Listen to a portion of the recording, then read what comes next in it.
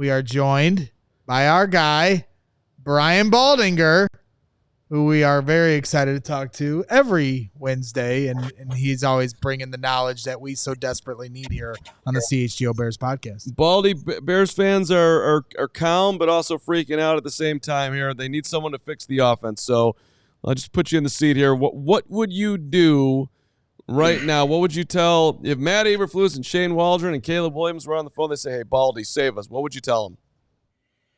Well, I mean, I'd be out there working my ass off today on the practice field trying to get this run game going because that has been non-existent. So that'd be the first part. So I'd get the run game going, fix it, figure out which runs they do best right here against Indy, 4-man front. Flus knows this group as well as anybody. Then I would go, okay, third down has been a problem. You got to stay on the field in this business. You're completing, 26% on third down, but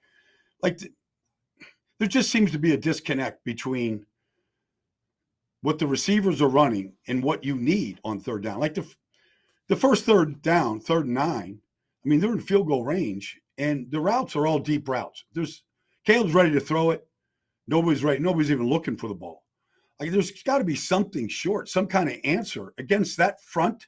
Like, they're an elite group up front. Like, I don't care if it's just a check down. Like, you can't take that sack and get your quarterback crunched.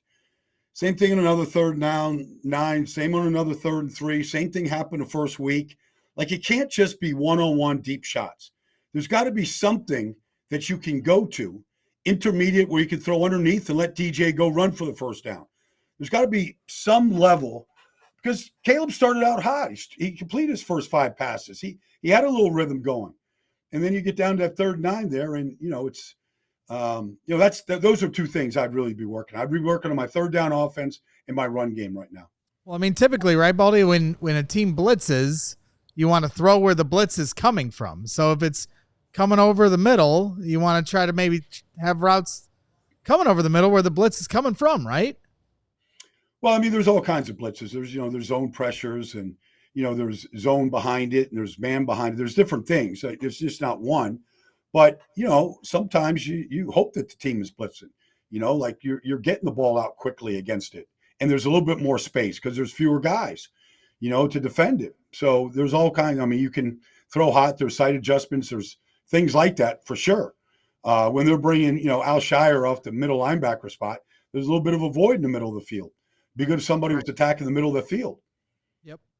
Well, real quick, because to just expand on that, the Texans blitzed and played man coverage on 73% of the Bears' 3rd down dropbacks on Sunday night against the Texans. And I think overall for the game, the Texans blitzed on like 43% of all the downs for the game. So the Texans saw the weakness and just continued to go at it. So then what is because the Colts are looking at it and saying, we're going to do the same thing now. We're going to dial it up on the Bears. What would be your solution to try to circumvent this and fix this to where Caleb Williams not getting his head taken off? Well, I mean, everybody has man beaters, whether it's bunch formation, whether it's, picks, rubs. I mean, everybody has man beaters. I mean, if Stingley's out there, manning you up, like he can run with anybody. I mean, he's a great player. Lassiter is a rookie. I mean, I'd take my chances against him, but not even to have a comeback route. Like, these guys are just running vertical. And then when Caleb is in trouble, I don't see, scramble drill rules coming into play the way, say, CJ did, to Nico when he was out running for his life. They had real scramble drills and they had answers to it. And, when he got out of the pocket and got flushed, which was more than a couple of times, his go-to guy is Nico. He gets back in his vision, gets into his sight lines.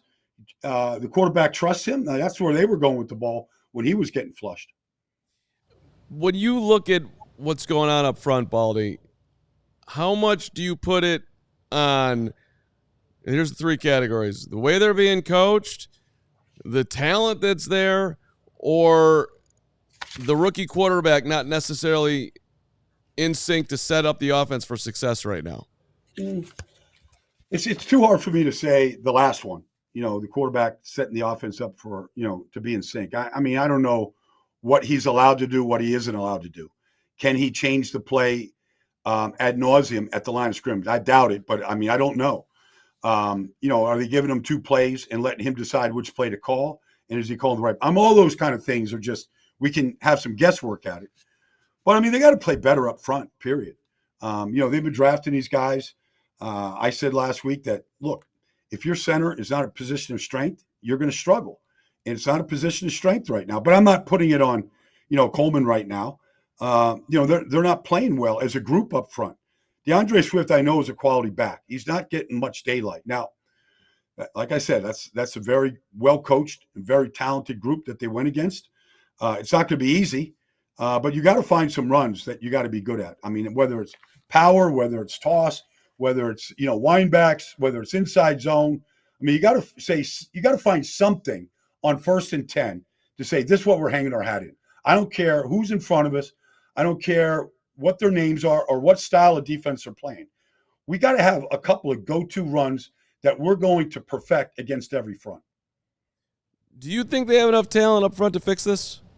Well, I believe everybody's coachable. I mean, I think that it's better. It's probably an average group. I don't think it's elite. I don't see a Joe Alt, a Fuaga, a Dominic Pooney, like a young stud in this that I've watched in 2 games so far this year that look like, they're 5-year all pros already. They don't have that type of player, but you also didn't play much in preseason. They didn't get enough work. It's time to start, getting this thing in sync. Like I think they have enough to answer the question, but they still have to put it together right now. So Baldy, if Caleb Williams' developmental curve is trying to figure out what he's identifying at the line of scrimmage and understanding who's in the box, who's coming in hot, who his hot reads are, checking. He talked about today here in the press conference just a little bit ago, him and the center have to have high communication levels of identifying that stuff. Matt Eberflus talked about it as well. So if he's still not there yet, what is your solution? To continue to throw things at him so the more he sees, the more looks he has, or to simplify things and build up to where you can, get to a place of confidence?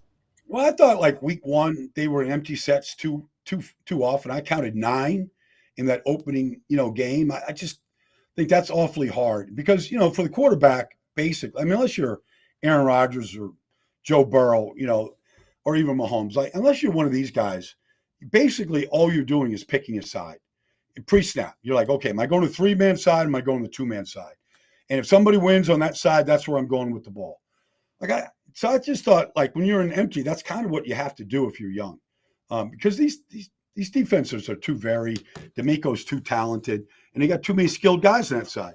So to answer your question, I would say simplify to a degree, but not to the point where you become predictable. That's what the Eagles did last year, and guys were calling out the plays based on personnel groupings or formations before the ball was ever snapped. Like, you can't get that simple, but there is a little bit of a medium ground, especially in the run game. I don't think you have to be too complicated, but I think you got to perfect things. You got to get some movement at the point of attack. It always starts with movement. You did some Baldy breakdowns on the Bears defense. This group, pretty damn good, right? I mean, I loved what you pointed out with Kyler Gordon and just what a nasty player he is and the ability that he's got to do a variety of things out there, anticipation, knifing his way through all these things. You had one of them that you really broke down. I was like, wow, that was even better than I thought it was in the moment. Well, they know what they're doing. They like week 1, they struggled. They gave up some big runs to Tony Pollard, to that group. I thought they were very, very sharp on Sunday. Joe Mixon ran for 160 against Indianapolis. Now, maybe the Colts aren't very good. Like, I kind of think they're a little bit better than what they've shown so far. But, I mean, Joe Mixon's a quality back. And their run fits were spot on. Like, honestly, there's a whole bunch of teams in this league, Dallas, Philly, they can't play run defense. And they should just go watch the Bears.